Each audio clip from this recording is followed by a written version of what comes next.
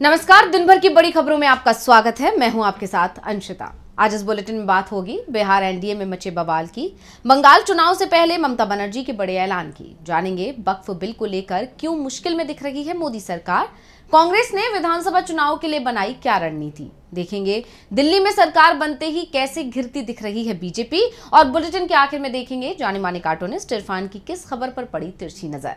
लेकिन दिन भर की तमाम बड़ी खबरों से पहले एक नजर आज की सुर्खियों पर। राजस्थान विधानसभा के बाहर कांग्रेस विधायकों का प्रदर्शन, पूर्व पीएम इंदिरा गांधी पर की गई टिप्पणी को लेकर विरोध कर रहे विधायक, माफी के साथ टिप्पणी को कार्यवाही से हटाने की मांग कर रहे हैं कांग्रेस विधायक। तमिलनाडु के सीएम एमके स्टालिन ने एक्स पर किया पोस्ट, केंद्र पर लगाया देश भर में हिंदी थोपने का आरोप, लिखा हिंदी ने ली कई स्थानीय मातृभाषाओं की जान। दिल्ली सीएम के केबिन से बाबा साहेब आम्बेडकर और शहीद भगत सिंह की तस्वीर हटाने का मामला, दिल्ली के पूर्व सीएम आतिशी ने राष्ट्रपति को लिखी चिट्ठी, राष्ट्रपति से मिलने का मांगा समय। शेयर बाजार में मामूली रहा कारोबार, 10.31 अंकों की बढ़त के साथ 74,612 पर बंद हुआ सेंसेक्स, वहीं 2.50 अंकों की गिरावट के साथ 22,545 पर बंद हुआ निफ्टी। ये तो थी सुर्खियां, अब बात आज की सबसे बड़ी खबर की। बिहार में मंत्रिमंडल विस्तार में जेडीयू को ही जगह नहीं मिली। इसके बाद सवाल उठने लगे कि क्या बीजेपी नीतीश से सीएम पद भी छीनेगी, क्योंकि नीतीश सीएम है, लेकिन असली सत्ता बीजेपी की तरफ जाती दिखाई दे रही थी। लेकिन अब नीतीश कुमार के बेटे निशांत कुमार ने बड़ा बयान दिया है, जिसने बीजेपी को चिंता में डाल दिया है। तो क्या कहा है निशांत ने, देखिए ये रिपोर्ट। कैबिनेट विस्तार और मंत्रालयों में फेरबदल के बाद बिहार एनडीए में बवाल मचा हुआ है और इस बीच नीतीश कुमार के बेटे निशांत कुमार ने लालू यादव को लेकर बड़ा बयान दे दिया है। निशांत से सवाल किया गया कि लालू और पीएम मोदी में उन्हें कौन पसंद है, जिसके जवाब में निशांत ने कहा कि लालू यादव मेरे अंकल हैं, पिताजी के साथ स्टूडेंट फाइटर रहे, जब से जेपी है तब से साथ ही दोनों रहे हैं, तो ठीक है। वहीं पीएम मोदी के बारे में निशांत ने कहा कि एकदम वो भी पसंद है, गठबंधन में है, मोदी गठबंधन में है इसलिए पसंद है, लेकिन लालू के साथ रिश्ते बहुत गहरे हैं। निशांत ने बीजेपी को एक तरह से चेतावनी दे दी है कि नीतीश कुमार की सीएम दावेदारी पर वो अपना रुख साफ कर दे। वैसे सिर्फ सीएम उम्मीदवार को लेकर ही इस समय एनडीए के अंदर टकराव नहीं दिख रहा, बल्कि मंत्रिमंडल विस्तार के बाद हुए मंत्रियों के विभागों में फेरबदल ने इस पर बवाल मचा दिया है। जेडीयू के तो किसी भी मंत्री के विभाग में बदलाव नहीं किया गया, बीजेपी के कुछ मंत्रियों के विभाग कम किए गए और जो नए मंत्री बीजेपी के बनाए गए उनमें बांट दिए गए। लेकिन सबसे बड़ा झटका जीतन राम मांझी की पार्टी हमको लगा। मांझी के बेटे संतोष सुमन से 2 महत्वपूर्ण मंत्रालय छीन लिए गए हैं। संतोष सुमन के पास पहले 3 मंत्रालय थे, लेकिन अब उनके पास सिर्फ लघु जल संसाधन विभाग ही बचा है। मांझी एनडीए सरकार को अपनी औकात दिखाने की बात कह रहे थे। 28 फरवरी को पटना के गांधी मैदान में दलित समागम रैली भी बुलाई गई है। मांझी अपनी औकात एनडीए को बताते उससे पहले बीजेपी ने ही मांझी के साथ खेला कर दिया। निशांत हो या फिर मांझी, एनडीए में शामिल हर दल बीजेपी की चिंता बढ़ा रहा है। तो दिल्ली हाईकोर्ट ने पीएम मोदी की चिंता को बढ़ा दिया है। मामला पीएम मोदी की डिग्री को लेकर है, जिस पर विपक्ष पहले से ही हमलावर रहा है, और अब इस मामले में दिल्ली यूनिवर्सिटी का जवाब भी सामने आ गया है। तो कैसे डीयू ने बढ़ा दी पीएम मोदी की चिंता, देखिए रिपोर्ट। दिल्ली विश्वविद्यालय ने प्रधानमंत्री नरेंद्र मोदी की डिग्री को लेकर बड़ा बयान दिया है। यूनिवर्सिटी ने कहा है कि उसे पीएम की डिग्री कोर्ट को दिखाने में कोई आपत्ति नहीं है, लेकिन यूनिवर्सिटी इसे अजनबियों के सामने नहीं दिखा सकती। सॉलिसिटर जनरल तुषार मेहता ने न्यायमूर्ति सचिन दत्ता के समक्ष डीयू की याचिका पर सुनवाई के दौरान ये दलील दी। एसजी मेहता ने कहा कि एक छात्र की डिग्री मांगी गई है जो देश का प्रधानमंत्री है। हमारे पास छिपाने के लिए कुछ भी नहीं है। हमारे पास वर्षवार रजिस्टर है जिसमें सब कुछ उल्लेखित है। डीयू को 1978 की बीए की मूल डिग्री कोर्ट को दिखाने में कोई आपत्ति नहीं है, लेकिन मैं यूनिवर्सिटी के रिकॉर्ड को उन अजनबियों के सामने उजागर नहीं करूंगा जो यहाँ प्रचार के लिए या किसी अप्रत्यक्ष राजनीतिक मकसद से आए हैं। बता दें कि यह याचिका 2017 के केंद्रीय सूचना आयोग के आदेश को चुनौती देने वाली थी, जिसमें यूनिवर्सिटी को सूचना के अधिकार यानी आरटीआई को मोदी की डिग्री से संबंधित जानकारी देने का निर्देश दिया गया था, जिस पर न्यायालय ने मामले में अपना फैसला सुरक्षित रख लिया है। यह मुद्दा तब उठा जब 2016 में दिल्ली के तत्कालीन सीएम अरविंद केजरीवाल ने पीएम मोदी से अपनी शैक्षणिक डिग्रियों के बारे में स्पष्ट होने और उन्हें सार्वजनिक करने के लिए कहा था। पीएम मोदी ने अपने चुनावी हलफनामे में शपथ ली थी कि उन्होंने वर्ष 1978 में डीयू से बीए राजनीति विज्ञान पाठ्यक्रम में स्नातक किया था। बताते चलें कि एक पुराने इंटरव्यू में पीएम मोदी ने अपनी शिक्षा को लेकर कहा था कि मैं ज्यादा पढ़ा लिखा नहीं हूँ, लेकिन हलफनामे में उन्होंने डीयू की डिग्री का उल्लेख किया है। ऐसे में पीएम मोदी की डिग्री को लेकर तस्वीर साफ होती हुई नजर नहीं आ रही है।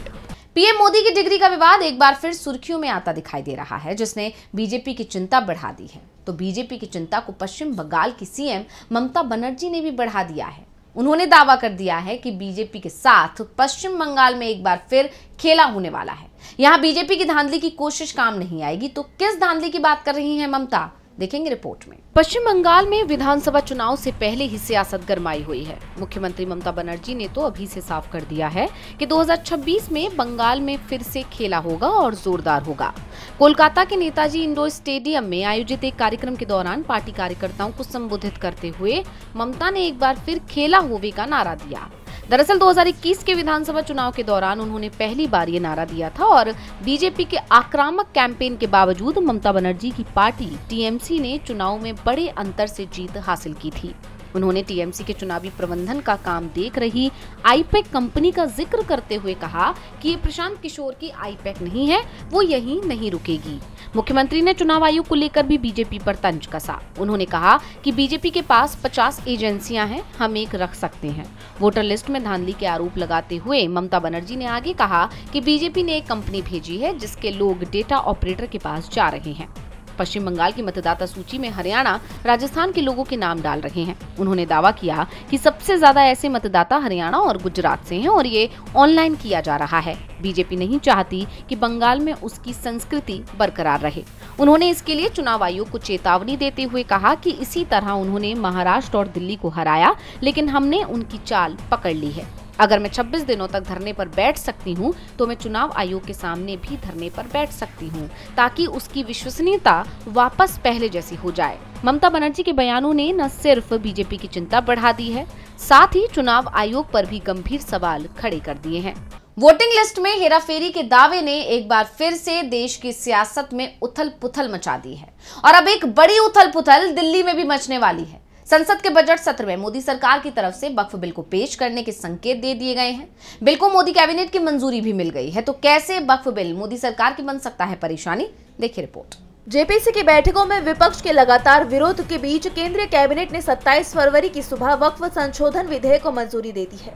इस बिल में 14 बदलावों को मंजूरी मिली है। संसद के बजट सत्र के दूसरे चरण में सरकार इसे पेश कर सकती है।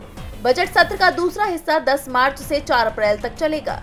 बता दें कि ज्वाइंट पार्लियामेंट्री कमेटी यानी जेपीसी की रिपोर्ट के आधार पर वक्फ बिल का नया ड्राफ्ट तैयार किया गया है। इससे पहले बजट सत्र के पहले चरण में 13 फरवरी को वक्फ बिल पर जेपीसी की रिपोर्ट संसद में पेश हुई थी। विपक्ष ने इस रिपोर्ट को फर्जी बताया था। इसके बाद संसद में काफी विरोध भी देखने को मिला था। बता दें कि अगस्त 2024 में वक्फ बिल को अल्पसंख्यक मामलों के मंत्री किरेन रिजिजू ने लोकसभा में पेश किया था, लेकिन विपक्ष के भारी विरोध की वजह से इसे जेपीसी के पास भेज दिया गया था। तमाम बैठकों के बाद जेपीसी ने इस पर 655 पन्नों की रिपोर्ट दी थी। इसी साल 13 फरवरी को राज्यसभा में बीजेपी सांसद मेधा कुलकर्णी और लोकसभा में जेपीसी चेयरमैन और भाजपा सांसद जगदम्बिका पाल ने इस रिपोर्ट को पेश किया। इसे लेकर दोनों सदनों में विपक्ष ने आपत्ति जताई थी। विपक्ष का आरोप था कि जेपीसी रिपोर्ट में विपक्ष की असहमतियों को तवज्जो नहीं दी गई है। ऐसे में विपक्ष ने एक बार फिर सवाल खड़े किए हैं कि उसकी सलाह के बगैर इस बिल को केंद्रीय कैबिनेट ने मंजूरी दी। ऐसे में माना जा रहा है कि जब इस बिल को संसद में पेश किया जाएगा तो विपक्ष की तरफ से एक बार फिर इस पर विरोध देखा जा सकता है। वक्फ बिल पर एनडीए के सहयोगी ही बेचैन दिखाई दे रहे हैं, तो बीजेपी को चिंता एनडीए को एकजुट रखने की हो रही है। इन सब के बीच कांग्रेस ने भी बीजेपी के खिलाफ रणनीति पर काम शुरू कर दिया है। एक साल में जिन राज्यों में चुनाव होने हैं उन्हें लेकर मल्लिकार्जुन खड़गे और राहुल गांधी ने एक बैठक बुलाई है। पहली बैठक असम को लेकर हुई, जहां अगले साल की शुरुआत में चुनाव होना है। तो क्या हुआ बैठक में, देखेंगे रिपोर्ट। मई 2026 में असम का विधानसभा चुनाव होना है। इस चुनाव के लिए 1 साल से भी ज्यादा का वक्त बाकी है, लेकिन कांग्रेस ने इसके लिए अभी से अपनी तैयारियां शुरू कर दी हैं। इसी सिलसिले में कांग्रेस ने गुरुवार को दिल्ली के इंदिरा भवन में असम कांग्रेस के नेताओं की बैठक बुलाई। इस बैठक में पार्टी अध्यक्ष मल्लिकार्जुन खड़गे, सांसद राहुल गांधी और पार्टी महासचिव केसी वेणुगोपाल शामिल हुए। बैठक में चुनाव लड़ने से लेकर प्रचार अभियान तक को लेकर तमाम रणनीतियों पर चर्चा हुई। इसके साथ ही असम में कांग्रेस अपने संगठन को ग्राउंड लेवल पर दुरुस्त करने में जुटी हुई है ताकि अगले साल होने वाले चुनाव में वो बीजेपी से मुकाबला कर सके। लेकिन कांग्रेस अपनी रणनीति आगामी निकाय चुनावों को ध्यान में रखकर भी तैयार कर रही है। पार्टी का मानना है कि निकाय चुनावों में काफी हद तक ये साफ हो जाएगा कि वो कहां खड़ी है। उसके हिसाब से पार्टी विधानसभा चुनाव की रणनीति को नए तरीके से धार देने का काम करेगी। बता दें कि 9 साल से सत्ता से बाहर कांग्रेस इस बार असम में अपनी वापसी करना चाह रही है। ऐसे में एक और कांग्रेस ने आम लोगों से जुड़े मुद्दों को जमीन पर उठाने का काम शुरू किया है, तो ये भी तय किया है कि वो असम में लोगों से जुड़े मुद्दों और वहां की कानून व्यवस्था को राष्ट्रीय स्तर पर उठाए। कांग्रेस ने असम के चाय बागानों, उनके वर्कर्स के न्यूनतम वेतन का मामला, कानून व्यवस्था और बेरोजगारी जैसे मुद्दों को लेकर जमीन पर लोगों के बीच जाना शुरू कर दिया है। अब असम चुनाव को लेकर कांग्रेस की ये रणनीति कितनी कारगर साबित होती है, ये देखना होगा। कांग्रेस ने 1 साल पहले ही विधानसभा चुनाव को लेकर रणनीति तैयार करना शुरू कर दिया है। तो दिल्ली में नई सरकार बने 1 सप्ताह ही हुआ है कि विपक्ष में पहुंची आम आदमी पार्टी ने बीजेपी की पोल खोलना शुरू कर दिया है। विधानसभा के बाहर पूर्व सीएम आतिशी के नेतृत्व में जबरदस्त प्रदर्शन हुआ। तो क्यों सरकार बनते ही बीजेपी के खिलाफ विपक्ष ने बोल दिया हल्ला, देखिए ये रिपोर्ट। दिल्ली विधानसभा के पहले ही सत्र में घमासान जारी है और आज आप विधायकों को विधानसभा में जाने से रोक दिया गया, जिससे नाराज नेता प्रतिपक्ष आतिशी सहित आप विधायकों ने विधानसभा परिसर के बाहर जय भीम के पोस्टर लेकर प्रदर्शन किया। वहीं आतिशी ने सोशल मीडिया प्लेटफॉर्म एक्स पर पोस्ट कर लिखा, भाजपा वालों ने सरकार में आते ही तानाशाही की हदें पार कर दी हैं। जय भीम के नारे लगाने के लिए 3 दिन के लिए आम आदमी पार्टी के विधायकों को सदन से निलंबित किया और आज आप विधायकों को विधान परिसर में घुसने भी नहीं दिया जा रहा है। ऐसा दिल्ली विधानसभा के इतिहास में कभी नहीं हुआ कि चुने हुए विधायकों को विधानसभा परिसर के अंदर नहीं घुसने दिया जा रहा। दरअसल 25 फरवरी को स्पीकर विजेंद्र गुप्ता ने आम आदमी पार्टी के 21 विधायकों को 28 फरवरी तक के लिए सदन की कार्रवाई से निष्कासित कर दिया था, लेकिन उस दिन आपके विधायक अमानतुल्लाह खान सदन में मौजूद नहीं थे, इसीलिए आज आपकी तरफ से केवल एक विधायक अमानतुल्लाह खान सदन में मौजूद रहे। इस दौरान आम आदमी पार्टी के विधायक अमानतुल्लाह खान ने आपके विधायकों को वापस सदन में बुलाने का अनुरोध स्पीकर से किया, लेकिन स्पीकर ने विधायक को कैग रिपोर्ट पर बोलने को कहा तो उन्होंने सदन से वॉकआउट कर दिया। इसके बाद आप कार्यनीति पर आई कैग की रिपोर्ट को पीएसी यानी कि पब्लिक अकाउंट्स कम्युनिटी को सौंपने का फैसला किया गया, जो 3 महीने में अपनी सिफारिश देगी। कैग रिपोर्ट को पीएसी के हवाले कर दिया गया है, यानी बीजेपी इस विवाद को चर्चाओं में बनाए रखना चाहती है। तो वहीं संभल में मस्जिद विवाद भी चर्चाओं में बना हुआ है। इलाहाबाद हाईकोर्ट की तरफ से अब इस मामले में बड़ा निर्देश दिया गया है, क्योंकि रमजान का महीना शुरू हो रहा है। तो क्या है कोर्ट का आदेश, देखिए रिपोर्ट। संभल के जामा मस्जिद को लेकर इलाहाबाद हाईकोर्ट ने एक बड़ा आदेश जारी कर दिया है। हाईकोर्ट ने संभल जामा मस्जिद की रंगाई पुताई करने की मंजूरी दे दी है। ये काम 3 सदस्यीय कमेटी की निगरानी में किया जाएगा। कोर्ट ने साफ कर दिया कि रंगाई पुताई का काम कमेटी की निगरानी के बिना बिल्कुल न किया जाए। इसके साथ ही इलाहाबाद हाईकोर्ट की ओर से कहा गया है कि भारतीय पुरातत्व सर्वेक्षण विभाग यानी ASI इसके लिए मस्जिद का निरीक्षण भी करे। बता दें कि रमजान का महीना शुरू होने वाला है और इसके लिए इलाहाबाद हाईकोर्ट में एक अर्जी दाखिल की गई थी। कोर्ट में कहा गया था कि रमजान के महीने में नमाज पढ़ने के लिए मस्जिद की साफ सफाई और रंग रोगन सहित सजावट के काम को मंजूरी दी जाए, जिसको लेकर अब इलाहाबाद हाईकोर्ट ने यह अहम आदेश जारी कर दिया है। बता दें कि कमेटी में ASI, वैज्ञानिक और प्रशासन के अधिकारी होंगे। आज यानी 27 फरवरी को ही मस्जिद परिसर का निरीक्षण किया जाएगा और कल यानी 28 फरवरी को सुबह 10 बजे हाईकोर्ट में इसकी डिटेल रिपोर्ट पेश होगी। सुनवाई के दौरान यूपी सरकार की ओर से एडवोकेट जनरल ने कहा कि कोर्ट को यह भी देखना चाहिए कि रंग रोगन की वाकई जरूरत है भी या नहीं, जिस पर ASI ने कहा कि हम 2-3 दिन में निरीक्षण करके कोर्ट को अवगत कराएंगे। इस पर अदालत ने जोर देकर कहा कि रमजान शुरू होने वाला है, लिहाजा ये काम जल्दी होना चाहिए। और बुलेटिन के आखिर में देखेंगे जाने माने कार्टूनिस्ट इरफान की किस खबर पर बड़ी तिरछी नजर।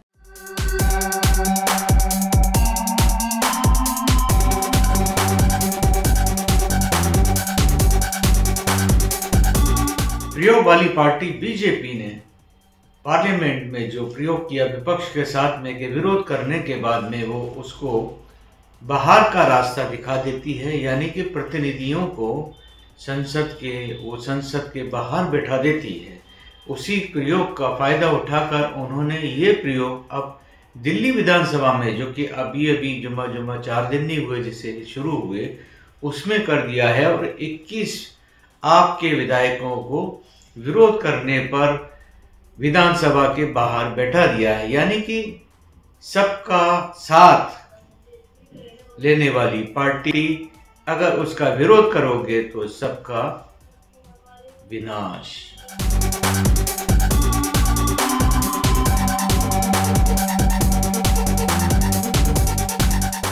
बहुत बहुत शुक्रिया इरफान जी। तो आज इस बुलेटिन में इतना ही। आप देखते रहिए डीवी लाइव। मुझे दीजिए इजाजत। नमस्कार।